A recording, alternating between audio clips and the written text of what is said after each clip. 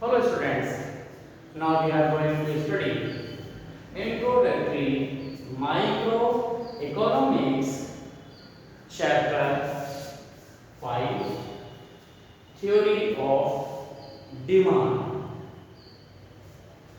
Part 2. Now in this part we are going to discussing about the individual demand function. तो students आपने जो last video उसमें आपने काफ़ी समझ रखा था कि आपके पास डिमांड क्या है, component of demand, what are the component of demand, individual demand schedule, market demand schedule, individual demand curve, market demand curve. ये आपने जो उसका रिवीजन आपकी जो ऑनलाइन लाइव क्लास थी उसमें भी आपने यहाँ समझा। और अब इसके बाद जो हमारे पास आता है वो आपके पास जो डिमांड फंक्शंस हैं वो आपके पास आएंगे। और डिमांड फंक्शन में दो आपके डिमांड फंक्शन हैं, इंडिविजुअल डिमांड फंक्शन और मार्केट डिमांड फंक्शन।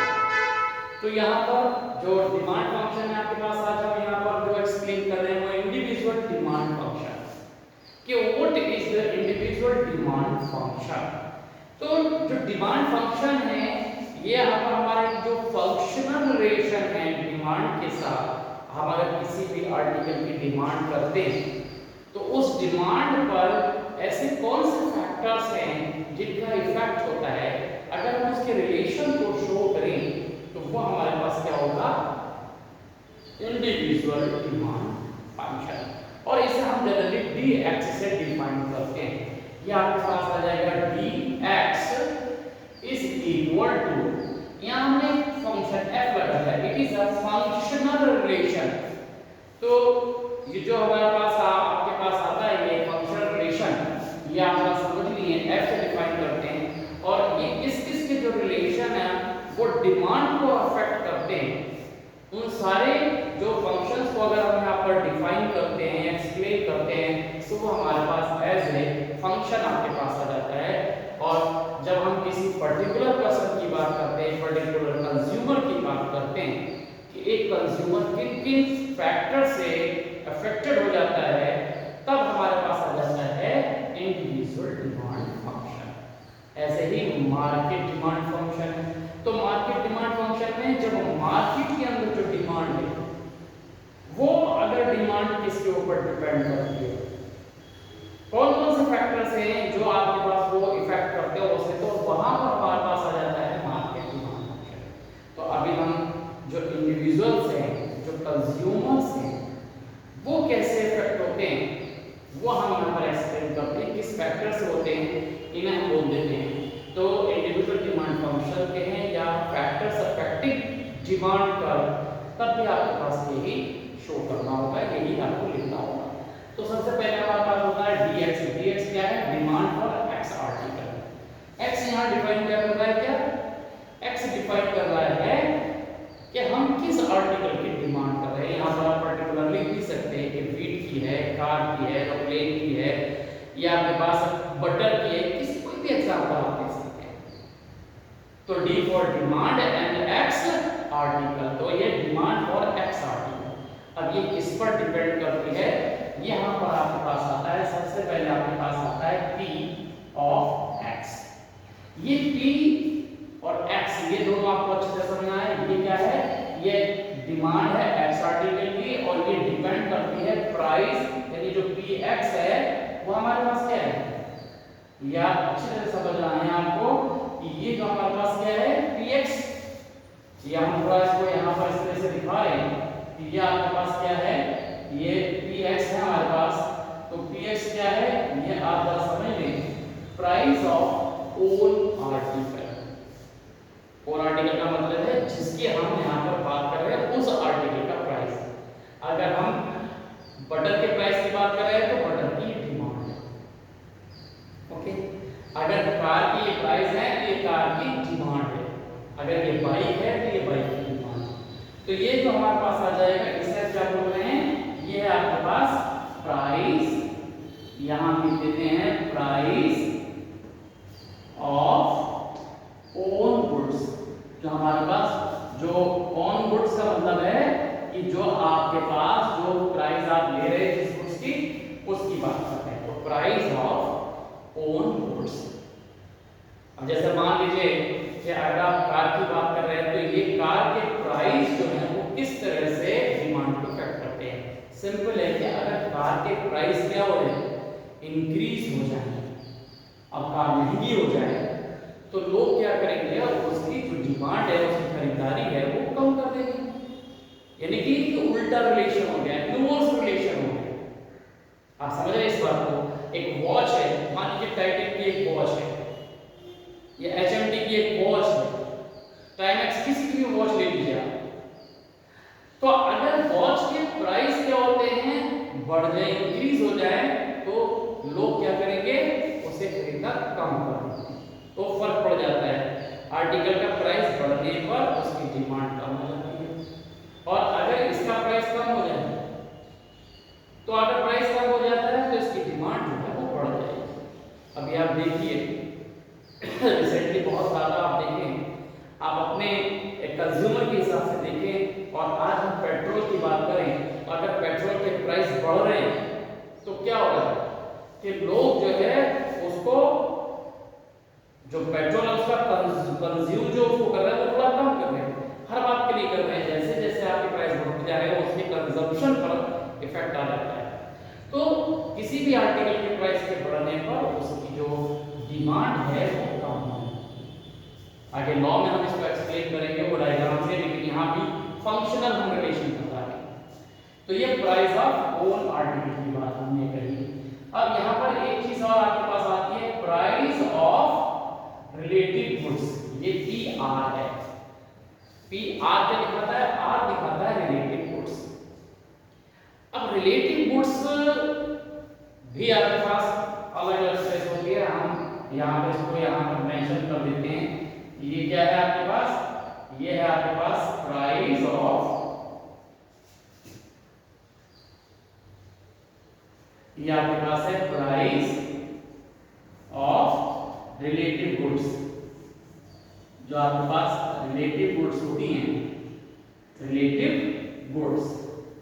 अब रिलेटिव गुड्स का मतलब जो संबंधित गुड्स होती हैं, जो उससे, इसे हम दूसरा नाम कह सकते हैं कॉम्पिटिटिव गुड्स भी होती हैं। याद रखना है आपको, ये दो तरह के आपके पास है। अगर हम इसकी बात करते हैं रिलेटिव गुड्स की, तो रिलेटिव गुड्स जो है वो दो तरह की होती हैं। यहाँ इसे समझ लें कि ये जो आपके पास है रिलेटिव गुड्स, ये दो तरह से आपके पास होती हैं। एक आपके पास जो होती है जिसे हम बोलते हैं substitute goods. Substitute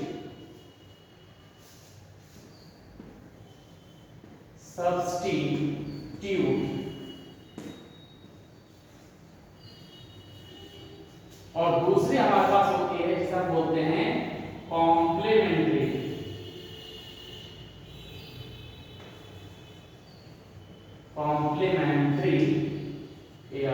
complementary goods. ये दो तरह के आपके पास होते हैं, एक कॉम्प्लीमेंट्री गुड्स और एक सब्स्टिट्यूट गुड्स। जो सब्स्टिट्यूट होते हैं इनको कॉम्पिटिटिव भी बोलते हैं। तो अब देखिए, जैसे आप मान लीजिए थोड़ी देर के लिए हम यहाँ पर एक एग्जांपल ले लेते हैं। जो पहले हम बात करते हैं सब्स्टिट्यूट गुड्स का, तो सब्स्टिट्यूट गुड्स कौन सी होती हैं वो आप जरा समझ लीजिए, और फिर उसके बाद जो कॉम्प्लीमेंट्री गुड्स हैं उनको भी समझ लीजिए कि सब्स्टिट्यूट गुड्स आपके पास कौन सी हैं। तो वो गुड्स जो सेम पर्पस की होती हैं, जो क्या करते हैं हम, सब्स्टिट्यूट का नाम क्या है, सब्स्टिट्यूट।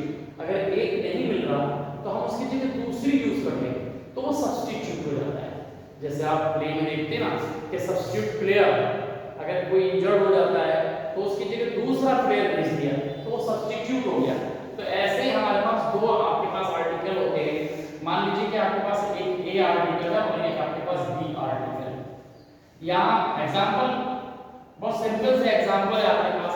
अभी आप आजकल मोबाइल फोन है, आप एक सैमसंग ले लीजिए और एक आप वीवो का ले लीजिए, दोनों ही फोन है, दोनों की सेम रेंज है, दोनों ही सेम पर्पस के, दोनों के अगर वर्जन सेम होते हैं तो दोनों की कॉस्ट भी सेम होती है।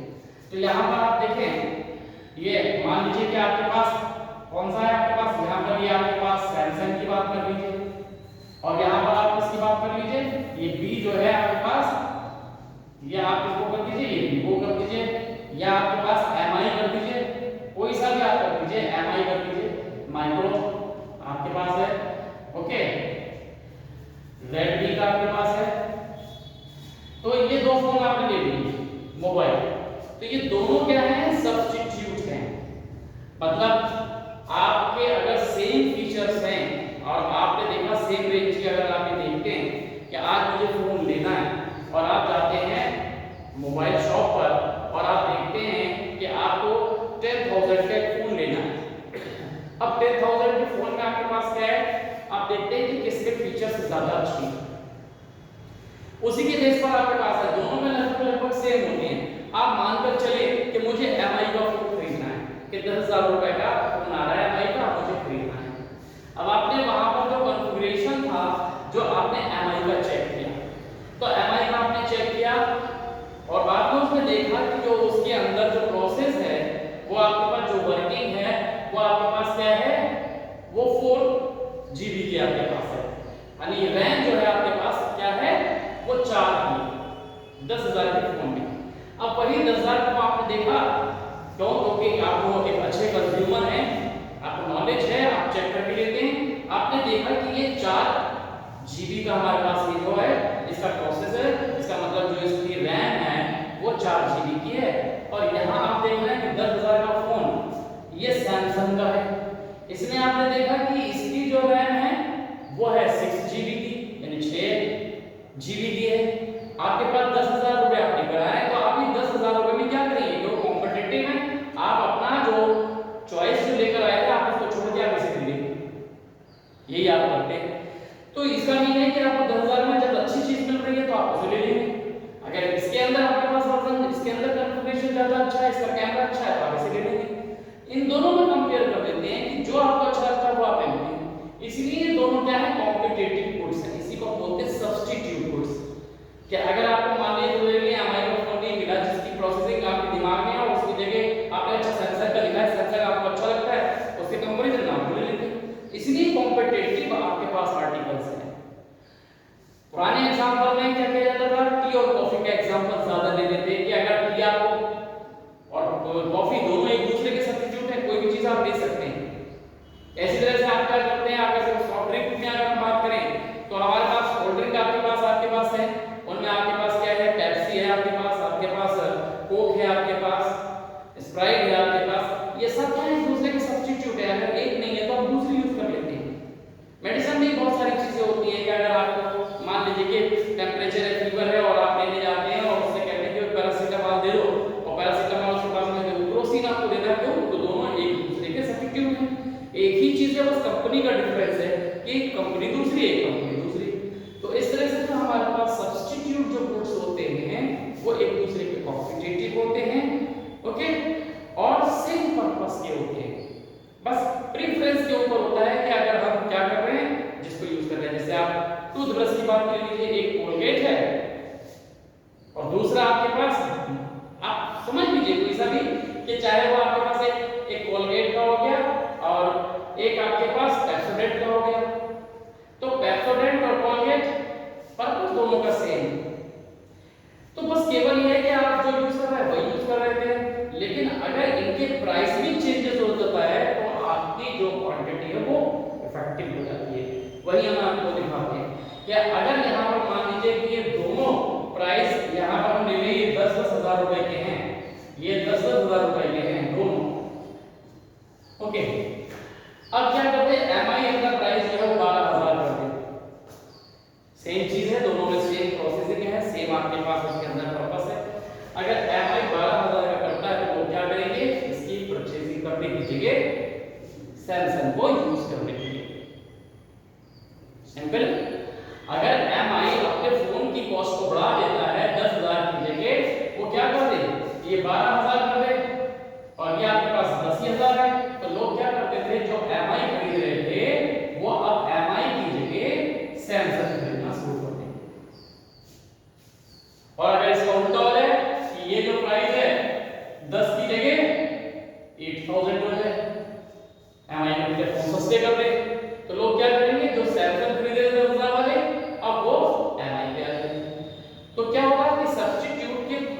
क्या हो रहा है, अगर प्राइस बढ़ जाते हैं, अगर क्या हो जाए प्राइस बढ़ जाए, तो जो हम आर्टिकल है सब्स्टिट्यूट गुड्स है, आप समझ लीजिए कि अगर आप इस चीज की सैमसंग की डिमांड कर रहे हैं, आप यहां पर सैमसंग ले रहे हैं और उसका सब्स्टिट्यूट क्या है एमआई। अब एमआई अपनी प्राइस बढ़ा देता है, तो सब्स्टिट्यूट यानी जो आप ले रहे थे उसकी डिमांड क्या होगी, वो बढ़ जाएगी। इसके प्राइस बढ़ने पर अगर ये 12,000 हो गया, तो जो इसका सब्स्टिट्यूट है वो बढ़ जाएगा। तो मीन है कि सब्स्टिट्यूट गुड्स के प्राइस बढ़ने पर डिमांड बढ़ जाती है। क्लियर हो जाना चाहिए आपके पास, क्योंकि आप जो डिमांड कर रहे हैं वो यहां पर आप समझ लें अच्छी तरह से, आप ये यानी सैमसंग की डिमांड कर रहे हैं और इसका सब्स्टिट्यूट क्या है, एमआई है। अब एमआई का प्राइस बढ़ जाए तो आपकी डिमांड बढ़ जाएगी, इसकी बढ़ जाएगी, लोग इसकी डिमांड बढ़ा देंगे। और अगर इसकी डिमांड क्या हो जाए, इसकी प्राइस क्या हो जाए, घट जाए, डिक्रीज हो जाए, तो क्या होगा कि जब इसकी प्राइस डिक्रीज हो जाएगी तो जो आपके लोग खरीद रहे हैं, जो सैमसंग खरीद रहे हैं, वो भी छोड़ के यहां से, तो क्या हो जाएगा, जो सैमसंग की डिमांड है वो घट जाएगी। तो इसका सीधा सीधा आपके पास रिलेशन हो गया कि सब्स्टिट्यूट गुड्स के प्राइस इंक्रीज होने पर जो डिमांड है वो आर्टिकल की वो बढ़ जाती है, इंक्रीज हो जाती है, और सब्स्टिट्यूट के प्राइस अगर रिड्यूस हो जाते हैं तब हमारे पास क्या हो जाएगा, याद रखना है यहाँ पर कि इसकी प्राइस भी, जो इसकी डिमांड है वो भी रिड्यूस हो जाएगी। तो जो आप यहाँ पर जिसकी हम डिमांड की बात कर रहे थे, उसकी जो डिमांड है वो सब्स्टिट्यूट गुड्स पर किस तरह से आपके पास इफेक्टिव हो गई, प्राइस सब्स्टिट्यूट का बढ़ने पर क्या होगा, आप इसकी डिमांड बढ़ जाएगी, लोग ये ज्यादा खरीदेंगे, और अगर वहां डिमांड कम हो जाती है तो इसकी भी डिमांड कम हो जाएगी। ये जो डिमांड है सैमसंग की वो कम हो जाएगी। ओके, ये आपको समझ में आ गया। तो रिलेटिव गुड्स में पहला जो आपने ये जो समझा, ये कौन से थे आपके पास आर्टिकल, ये थे आपके सब्स्टिट्यूट या कॉम्पिटिटिव सब्स्टिट्यूट गुड्स थे। अब अगर यही गुड्स क्या हो जाए, कॉम्प्लीमेंट्री हो जाए, देखिए कॉम्प्लीमेंट्री का मतलब होता है दो आर्टिकल जो एक साथ यूज होते हैं, कॉम्प्लीमेंट के साथ होते हैं। दो आर्टिकल हैं लेकिन दोनों एक दूसरे के कॉम्प्लीमेंट हैं, मतलब अगर एक नहीं तो दूसरा ही नहीं। ये आप समझ लीजिए, कॉम्प्लीमेंट का मीनिंग यही होता है। अब जैसे कि आपके पास कॉम्प्लीमेंट्री आर्टिकल्स कौन कौन से हो सकते हैं भाई, एक अगर सिंपल सी बात है, अगर एक चीज आप ले रहे हैं और दूसरी नहीं ले रहे तो बेकार है। सबसे ज्यादा आज आपका एग्जांपल कॉम्प्लीमेंट्री में आपके पास होता है कार और पेट्रोल का लेंगे, ये दोनों एक दूसरे के कॉम्प्लीमेंट हैं। अगर एक आपने यूज लिया है और दूसरे को नहीं आप लेंगे तो बेकार है। कार खरीद ली, चलाएंगे किससे, पेट्रोल से चलाएंगे, तो जो फ्यूल है उसका वो कॉम्प्लीमेंट है। तो कॉम्प्लीमेंट्री का मतलब है कि जो आपके पास आर्टिकल आपके पास है, तो ये कॉम्प्लीमेंट्री आर्टिकल्स क्या होंगे, कॉम्प्लीमेंट्री आर्टिकल्स कौन से होते हैं, कॉम्प्लीमेंट्री आर्टिकल वो आर्टिकल होते हैं जो ज्वाइंट डिमांड की बात करते हैं। सेपरेटली आप उसको नहीं कर सकते। मान लीजिए कि अगर आपने क्रिकेट का बैट खरीद लिया तो क्रिकेट का बैट अकेला कुछ नहीं कर सकता, उसके साथ बॉल की भी डिमांड की जाएगी। ओके, अगर यहाँ पर ये कि आपके पास कार है तो कार के लिए कुछ नहीं है, इसके साथ में जो पेट्रोल है उसकी भी डिमांड की जाएगी। अगर कोट है तो उसके साथ टाई की डिमांड की जाएगी, शूज है तो उसके साथ शॉक्स की डिमांड की जाएगी, अगर निडल है तो थ्रेड की बात की जाएगी। सुई के साथ धागा जरूर चाहिए, अकेले से कुछ नहीं कर सकते। वो कॉम्प्लीमेंट्री आर्टिकल्स होते हैं। तो कॉम्प्लीमेंट्री आर्टिकल्स में आप ये समझ लीजिए कि ये अब आपके रेफरेंस के ऊपर होता है कि अगर रेफरेंस आपके पास है जिस चीज का भी, अगर उसके प्राइस बढ़ भी जाते हैं तो आप उसके आर्टिकल जो दूसरा है उस पर आप क्या करेंगे, कोई फर्क नहीं पड़ेगा। जिस तरह से आप एक आर्टिकल खरीदते हैं तो दूसरे को आपको खरीदना ही पड़ेगा। अगर आप क्या कर रहे हैं, कार खरीद रहे हैं, अगर कार के प्राइस क्या हैं, अब यहां पर क्या होता है, फर्क पड़ता है कार के प्राइस को लेकर। अब कार का प्राइस बढ़ जाए, अगर कार का प्राइस अभी मान लीजिए 5 लाख की एक सिंपल कार मिल रही है, अब वो 5 लाख की जगह 6 लाख की मिले, तो कम खरीदेंगे। तो कार के प्राइस घटने बढ़ने का असर किससे पड़ रहा है? पेट्रोल पर पड़ रहा है। क्या अगर लोग कार नहीं खरीद रहे हैं तो पेट्रोल की जरूरत ही नहीं, पेट्रोल नहीं खरीदिए। तो इस तरह से हमारे पास क्या होता है कि अगर कॉम्प्लीमेंट्री आर्टिकल जो हमारे पास उसके घटना बढ़ना उस पर डिपेंड करता है कि अगर पेट्रोल की हम यहाँ बात कर रहे हैं तो प्राइस कार की क्या हो रहे हैं कि वो आपके पास किस तरह से घट बढ़ रही है। तो अगर आपने पेट्रोल की बात की यहाँ पर, ये आपके पास पेट्रोल जो आप यहाँ पर देख रहे हैं इसकी आप डिमांड कर रहे हैं और यहाँ आप कार जो है खरीद रहे हैं। लोग अगर कार खरीद रहे हैं तो पेट्रोल की डिमांड भी होगी। अगर इसके प्राइस बढ़ जाएंगे, अगर बढ़ जाएंगे तो क्या होगा? लोग इसे नहीं खरीदेंगे तो बढ़ने पर ये भी कम हो जाएगा। तो कॉम्प्लीमेंट्री के प्राइस जो है यहाँ पर यही बात की गई है रिलेटेड गुड्स की अंदर। तो प्राइस ऑफ कॉम्प्लीमेंट्री जो आर्टिकल्स हैं अगर उसके प्राइस बढ़ जाते हैं तो इसकी डिमांड कम हो जाएगी, यानी कि कार लोग कम खरीदेंगे, इसलिए पेट्रोल का मतलब ही नहीं हुई। और अगर ये क्या हो जाए कार उसके प्राइस कम हो जाए तो कन्वेंस जो है वो क्या होगा? इजी हो जाएगा, सस्ता हो जाएगा, लोगों के दिमाग में ये रहेगा। तो ये जो है हमारे पास क्या होगा? अगर कार के प्राइस कम होते हैं लोग कार खरीदेंगे, जब कार खरीदेंगे तो पेट्रोल भी लोग ज्यादा खरीदेंगे। तो एक दूसरे के जो कॉम्प्लीमेंट्री जो प्राइस है अगर उसके प्राइस कम बढ़ होते हैं तो उसका इफेक्ट होता है। तो हमेशा इसी तरह से होगा क्या? अगर लोग मान लीजिए कि शूज की बात करते हैं कि अभी तक मान लीजिए कि एक 3000 का जो है जूता वो खरीदा जा रहा था, वो 3 की जगह 5 का हो जाएगा तो लोग उसे कब खरीदेंगे? दूसरा खुद खरीदेंगे। तो आप वो नहीं खरीदेंगे तो उसके साथ में क्या होगा? शॉप से नहीं खरीदेंगे। तो दूसरे की जब बात करेंगे तो दो सब्स्टिट्यूट गुड्स मिलेंगे, लेकिन कॉम्प्लीमेंट्री उसी आर्टिकल की बात करते हैं तो कॉम्प्लीमेंट्री आर्टिकल्स के प्राइस बढ़ने पर जो डिमांड है वो कम हो जाती है। और अगर कॉम्प्लीमेंट्री आर्टिकल के प्राइस कम हो जाते हैं तो डिमांड बढ़ जाती है। तो ये जो रिलेशन हमारे पास आया है ये आपके पास आर्टिकल का है। ओके, तो ये दो आपके पास आर्टिकल, यानी कि ये जो फैक्टर्स हैं ये आपको समझ में आ रहे हैं कि इसका इफेक्ट कहां हो रहा है। अब नेक्स्ट आपके पास आता है जिसे हम बोलते हैं इनकम, वाई। ये देखिए वाई क्या है? Income, income of consumer. तो ये अगर हम यहाँ पर देखें तो ये आपके पास यहाँ पर हम यहाँ शो कर रहे हैं कि ये आपके पास क्या है? इनकम ऑफ,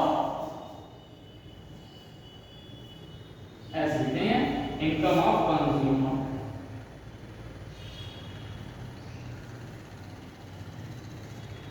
ये डायरेक्टली जो है इफेक्ट डालता है कि ये किस तरह से इफेक्ट डालेगा। ये आप देखें कि इनकम अगर बढ़ जाती है तो हमेशा क्या होगा? डिमांड बढ़ जाएगी, लोगों की इनकम डायरेक्टली इफेक्ट करती है। तो ये अगर आपकी इनकम बढ़ जाए तो आप उसके आर्टिकल की बात ज्यादा करेंगे, ज्यादा खरीदेंगे। अगर आपकी इनकम अगर 10,000 है, आप क्या कर रहे हैं? 1 करोड़ से खरीद रहे हैं, सेल की बात करते हैं, बिल की बात करते हैं, इनकम ज्यादा होने पर आप ज्यादा खरीद लेंगे। ओके, अगर इनकम कम हो जाती है तो आप कम खरीदना शुरू कर देते हैं। तो ये तो डायरेक्टली आपके पास है कि अगर कंज्यूमर की इनकम जो है वो घट जाए या बढ़ जाए तो उसका सीधा सीधा इफेक्ट जो है उसकी डिमांड पर होता है, तो वो घटने और बढ़ने पर वो दिखता है। ओके, तो प्राइस ये इनकम घटने पर ये घट जाएगा, इनकम के बढ़ने पर ये बढ़ जाएगा। तो ये डायरेक्टली प्रोपोर्शनेट हो जाते हैं। तो ये फैक्टर आपके पास आ जाता है, फिर आपके पास समझ में आ गया। अब इसके बाद आता है ये टी, कैपिटल टी। ये आपके पास क्या है? ये है आपके पास, ये हम बोलते हैं टेस्ट एंड प्रीफरेंस। ये आपके पास क्या हो गया? Preference, taste and preferences. अब टेस्ट एंड प्रीफरेंस का मतलब आप ये समझ लीजिए कि आपकी जो पसंदगी है, यानी फैशन समझ लीजिए। यहाँ प्राइस कुछ नहीं है, यहाँ फैशन पर आप आ जाइए कि आपके पास कोई भी चीज अगर फैशन में आ जाती है तो उसकी डिमांड बढ़ जाएगी और वो आउटडेट हो जाए तो कम हो जाएगी। और ये डिपेंड करता है बहुत सारे कि फैशन कैसे बढ़ता है। आपने देखा होगा रोल मॉडल्स आते हैं कि कभी कभी आपने देखा होगा कि मान लीजिए कि आपके रोल मॉडल कौन है?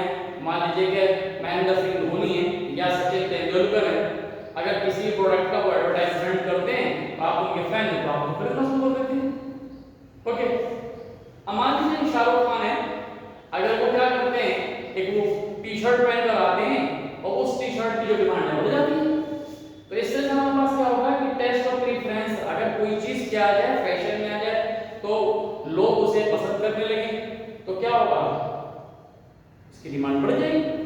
और अगर वो आउटडेट हो जाए, लोग उसे पसंद ना करें, तो वो घट जाएगी। तो आउटडेट फैशन होने पर क्वांटिटी जो है वो कम हो जाती है, डिमांड उससे कम हो जाती है। और अगर क्या हो जाए, अगर वो फैशन में आ जाती है, लोग उसे लाइक करते हैं, उसे अगर लाइक करेंगे तो इस तरह से आपके पास क्या है कि वो बढ़ जाएगी, आउटडेट में कम हो जाएगी। तो ये टेस्ट ऑफ प्रेफरेंस इसी तरह से है। तो ये फैक्टर्स आपके पास हैं, कौन कौन से फैक्टर्स डिमांड को अफेक्ट कर रहे हैं, इनसे अलग अलग क्वेश्चंस भी आ जाते हैं। तो ये आपको टेस्ट, आपको ये समझ में आ गया कि टेस्ट ऑफ प्रेफरेंस में आपके पास इस तरह से इफेक्ट हो जाता है कि अगर फैशन में कोई चीज आ जाती है तो उसकी डिमांड बढ़ जाएगी, और अगर फैशन से बाहर हो जाए तो वो आपके पास डिक्रीज हो जाएगी। तो एक टेस्ट ऑफ प्रेफरेंस क्या हो जाए, किसी भी आर्टिकल के लिए इंक्रीज हो जाए, बढ़ जाए, तो आर्टिकल की डिमांड बढ़ेगी, और रिड्यूस हो जाए या आउटडेट फैशन पर वो रिड्यूस हो जाती है। अब एक आपके पास आता है ये ई, कैपिटल ई। अब ये ई क्या है, आप ये ई भी समझ लीजिए, ये एक्सपेक्टेशंस कहलाते हैं ऑफ मार्केट। ई क्या है आपके पास, एक्सपेक्टेशंस। ये आपके पास क्या होगा, एक्सपेक्टेशंस किसके होता है, इन मार्केट। ये मार्केट में जो एक्सपेक्टेशंस के हैं या एक्सपेक्टेशंस इन मार्केट के हैं, बोथ आर द सेम। तो ये हमारे पास क्या है, टोटल ये इंडिविजुअल में आपके पास 5 जो आपके पास है वो फंक्शंस आपके पास ये आपके पास रहते हैं। और इसे आप जब पहले समझ लीजिए जो एक्सपेक्टेशंस क्या होते हैं। एक्सपेक्टेशन का मतलब ये है कि जो अनुमान की हम बात करते हैं कि आने वाले टाइम में जो है उसका प्राइस कैसा होगा, और आने वाले टाइम में इसका प्राइस कैसा नहीं होगा। मान लीजिए एक आर्टिकल है, आपको लगता है कि इसके प्राइस जो है वो बढ़ेंगे। जब प्राइस बढ़ेंगे तो क्या होगा कि उसी तरह से उसकी एक्टिविटीज हो जाएगी, ओके, उसे लोग आज स्टोर करना शुरू कर देंगे। ओके, ये तो आपके पास आर्टिकल की डिमांड की बेस पर रही। अब हम यहाँ मार्केट की बेस की बात करते हैं कि मार्केट कैसा होगा किसी भी आर्टिकल के लिए। किसी भी आर्टिकल के लिए मार्केट का मतलब ये है कि जैसा मान लीजिए कि एक आर्टिकल है, वो आर्टिकल मार्केट में अब क्या होगा, वो उसके लिए लोग क्या करेंगे, तेजी, यदि वो मुनाफे का फायदे का सौदा होने वाला है तो लोग उसे क्या करेंगे, उसे ज्यादा सेल परचेज करेंगे।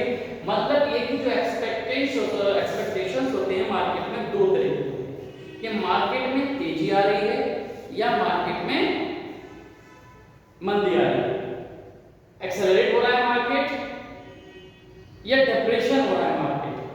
अगर मार्केट एक्सेलरेट होता है, मार्केट में तेजी आ रही है, तो डिमांड बढ़ती है,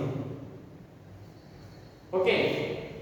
और क्या हो जाए, मार्केट के अंदर क्या हो जाए, डिप्रेशन आ जाए तो उसकी डिमांड घटती है। वही चीज इस तरह से है कि मार्केट आर्टिकल के साथ भी होता है। आर्टिकल के साथ हम क्या लगाते हैं, आर्टिकल आने वाले टाइम में मिलेगा या नहीं मिलेगा, यानी एक्सटिंक्ट होने वाला है, रेयर होने वाला है, तो आज ही खरीद लेंगे, बढ़ जाएगी डिमांड। और अगर फ्यूचर में आपका सस्ता होने वाला है तो आज उसकी घट जाएगी। मार्केट में अगर तेजी आ रही है तो आपके पास इस तरह से बात रहेगी। तो ये एक्सपेक्टेशंस की बात करते हैं कि जब आपके पास क्या होगा, आर्टिकल के साथ यहां हम देखते हैं, एस्टिमेशन देखते हैं, एक्सपेक्टेशंस देखते हैं कि अगर आने वाले टाइम में वो आर्टिकल महंगे होने वाले हैं या रेयर होने वाले हैं, एक्सटिंक्ट होने वाले हैं, खत्म होने वाले हैं, तो आज आप उसकी डिमांड करेंगे। और अगर आने वाले समय में क्या होता है कि उस आर्टिकल के जो प्राइस है वो सस्ते होंगे, कम होंगे, तो आप उस समय करेंगे। अब होता नहीं होता है कि बहुत से आर्टिकल होते हैं, लोग क्या करते हैं कि जो मौसम जब आपके पास होता है, बरसात में आपके पास देते हैं कि प्राइस जो होते हैं, जो होता है। तो ऐसे टाइम के अंदर क्या होता है कि लोग ज्यादा कंस्ट्रक्शन वर्क देखते हैं। वेजेस की बात होती है तो वेजेस जो है, जो आपके पास मानसून होता है उसका थोड़े कम होते हैं, मजदूरी कम होती है, तो वहां पर लोग जो है उसको लेबर को ज्यादा मतलब क्या करते हैं, बुला लेते हैं। तो इस तरह से हमारे पास क्या होता है कि एक्सपेक्टेशंस क्या होगी किसी भी आर्टिकल के लिए किस तरह की होगी। अगर आने वाले टाइम में वो चीज मिल रही है ओके तो फर्क नहीं पड़ेगा, लेकिन रेयर हो रही है तो वो आज खरीदेंगे। प्राइस अगर ज्यादा होने वाले हैं, अब देखो बिजनेस यही होता है। बिजनेस क्या होगा कि आने वाले टाइम में आप क्या करते हैं कि अगर किसी भी चीज के प्राइस आपको लगता है कि ज्यादा होंगे, जैसे ही मान लीजिए कि व्हीट फसल के ऊपर होता है, गेहूं आते तो लोग उसे स्टोर करना शुरू कर देते हैं, उसकी डिमांड करते हैं क्योंकि उस समय वो सस्ता है। क्यों करते हैं? क्योंकि आने वाले टाइम में वो महंगा हो जाएगा। ओके, अब जब महंगा हो जाता है तो वो लोग नहीं खरीदते हैं, अपने पास स्टोर करके रख देते हैं। बिजनेसमैन भी इसी तरह से वर्क करते हैं कि आने वाले टाइम में वो स्टोर करके बेच लेते हैं तो फ्यूचर में हमें बेचेंगे, वो बात अलग रही। यहाँ हम कंज्यूमर के बेस पर देख रहे हैं कि अगर आने वाले टाइम में वो चीजें कॉस्टली हो रही हैं तो आज ही उसे खरीदेंगे, रेयर हो रही है तो फिर आज ही खरीदेंगे। ओके, आने वाले टाइम में वो सस्ती हो रही है तो आप फ्यूचर में उसकी खरीदेंगे तो आज उसकी डिमांड कम हो जाएगी, तो डिमांड के ऊपर ही इफेक्ट होता है। तो इस तरह से हमारे पास ये दो तरह की कंडीशंस आपके पास आ जाती हैं। ओके, इसी को अगर हम मार्केट के बेस पर करें तो आपने देखा होगा कि अगर आप लोग जो टेलीविजन है, पेपर पढ़ते हैं तो उसमें बिजनेस आता है और उसके अंदर दो इमेजेस एक कॉर्नर पर बन के आती हैं। जो बुल है आपके पास, बुल की दो कंडीशंस आती हैं जिसे हम बोलते हैं, एक बुल जो है वो क्या करता है, बुल ऊपर की तरफ देख रहा है और एक्सहेल करता है। तो एक्सहेल का मतलब है कि जो उसके वेपर्स है, जो उसकी गैस है वो ऊपर की तरफ निकल रही है। या ये समझ लीजिए अगर वो ऊपर की तरफ नहीं निकल रही है तो वो क्या करता है, जो इसके स्टोन्स जो आपके पास हैं, जो आप कह सकते हैं कि जो कंडीशन है उसकी ऊपर की तरफ से कर रहा है, इस तरह से आपके पास ऊपर की तरफ देखता हुआ दिखता है, उसका सिर जो है ऊपर की तरफ होता है, तो वो कंडीशन कहलाती है बुलिश कंडीशन कहलाती है। बुलिश कंडीशन का मतलब है कि जो बैल है वो ऊपर की तरफ स्विंग मार रहा है, इसका मीन है कि मार्केट में तेजी आ रही है, तो ऐसे में जो डिमांड है वो ज्यादा होती है। और दूसरी कंडीशन जो होती है जिसे हम बोलते हैं बेयरिश कंडीशन। बेयरिश कंडीशन का मतलब है कि बुल क्या कर रहा है, वो जमीन की तरफ देख रहा है, जो एक्सहेल कर रहा है तो उससे क्या हो रहा है, जमीन की ऐसा लग रहा है कि धूल उड़ रही है। एक तरफ क्या होता है, जब वो एक्सहेल करता है तो उसके वेपर से गैस ऊपर उड़ती हुई दिखती है, कि वो आसमान में बादल बनाती हुई दिखती है। और जब वो बेयरिश कंडीशन होती है तो उसका मुंह नीचे की तरफ होता है और जो एक्सहेल है, जो उसकी जो वेपर्स है, जो वो जो सांस उसकी जो बाहर की तरफ निकलती है तो उससे ऐसा लग रहा है कि जमीन की जो धूल है वो उड़ रही है, वो बेयरिश कंडीशन है, यानी मार्केट जमीन में गिर रहा है, ढलान कंडीशन है। ओके, और मार्केट में उठान कंडीशन होती है तो उसमें डिमांड ज्यादा होगी और जो बेयरिश कंडीशन है उसमें कम होगी। तो इस तरह से हमारे पास क्या होता है कि ये जो इंडिविजुअल डिमांड जो आपका फंक्शन है वो ये पांच जो इसके फैक्टर्स हैं इनके ऊपर डिपेंड करते हैं। तो इन फैक्टर को आप अलग अलग भी शो कर सकते हैं और ये अगर एक साथ पूछा है तो आप इस तरह से पूरे इसको एक्सप्लेन करना होता है, लॉन्ग क्वेश्चन आपके पास किया जाता है। तो ये आपको समझ में आ गया होगा। तो नेक्स्ट वीडियो में हम जो मार्केट डिमांड फंक्शन है उसको आपको समझाएंगे और लॉ ऑफ डिमांड आपके पास आगे बताएंगे। तो मार्केट डिमांड फंक्शन में ये तो होंगे, इसके अलावा जो हमारे पास कुछ एक पॉइंट हैं वो भी मार्केट में दिखाई देते हैं, तो वो आप नेक्स्ट वाली वीडियो में आपको समझ में आ जाएगा। Okay, thank you.